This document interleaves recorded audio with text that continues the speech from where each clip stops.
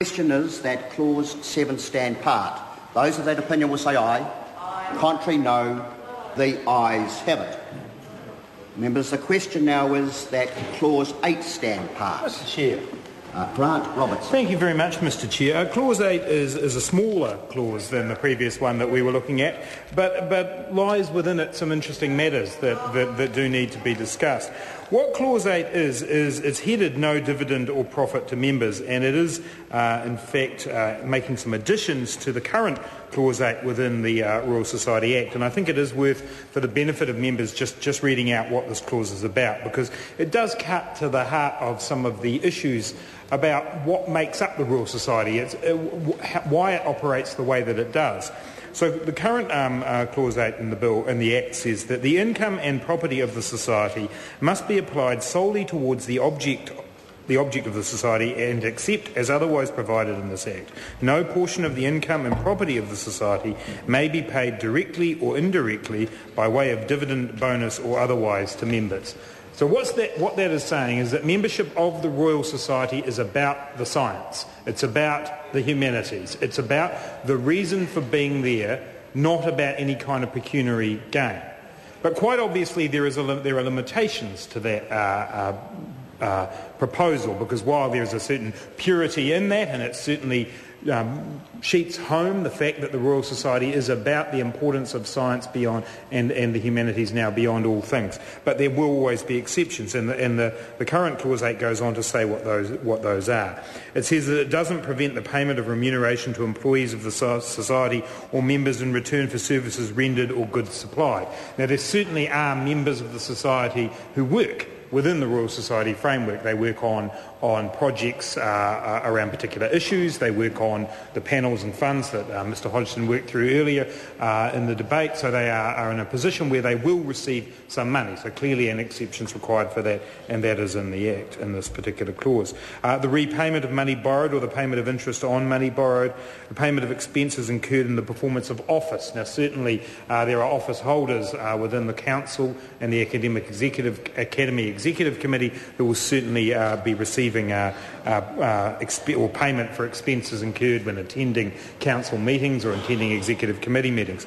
But where this bill moves to make some amendments is in the final exception to there being some remuneration, and that is the grant of awards and prizes. And as we've discussed at some length in different parts of the debate tonight, there are a range of prizes and awards that the Royal Society gives out, and quite clearly members of the Society will be people who will receive those awards, and so an exception needs to be made. So what Clause 8 then does is say that the exception is for the grant of awards and prizes for achievement in scientific or technological research or to the advancement or promotion of science and technology in New Zealand. So what the bill is doing for those final two sub-clauses that I mentioned there, it is in fact taking out the reference to science and technological research and adding in research in science, technology or the humanities, and also then by amending Clause 8.2d2 to omit science and technology and substitute science, technology and the humanities. So this is making sure that those exceptions for the prizes and awards will now include humanities. Now, while this is a technical change at one level, it's also very significant, because what it's saying is those people who work in the humanities will be eligible for those awards. The Rutherford Medal list that I read out early on does not, at this time, up to this point, include anybody whose field of study to that time had been in the humanities. Now, I mentioned Sir Peter Gluckman, Catherine Delahunty's just mentioned Paul Callaghan. Some of their work subsequent to winning the Rutherford Medal has verged into the social sciences particularly. But up until this point in time, the Rutherford Medal has not been awarded to anyone from the humanities.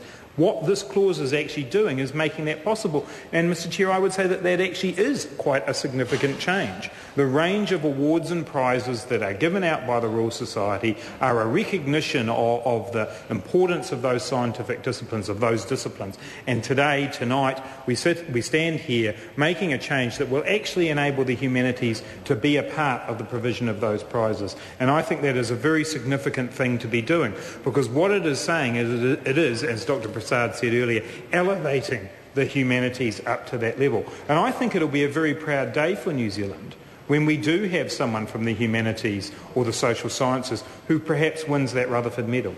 And I can think of some scientists, and it's dangerous to name drop a scientist at this time, but I can think of somebody like Richard Bedford, who was a population person at Waikato University, who's done some remarkable things. I can also think of Richie Poulton, who runs Richie Poulton, who runs the multidisciplinary study in Dunedin. These are people whose work now transcends those boundaries of traditional sciences and is now somebody who potentially in the future could be a recipient of something like the Rutherford Medal.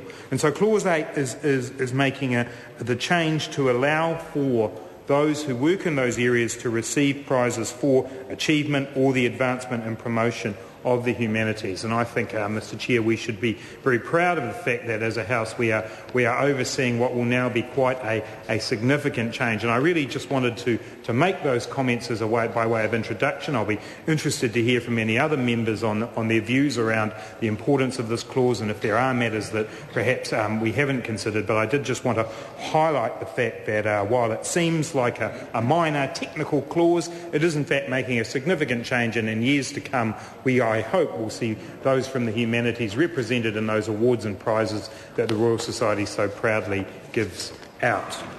The Honourable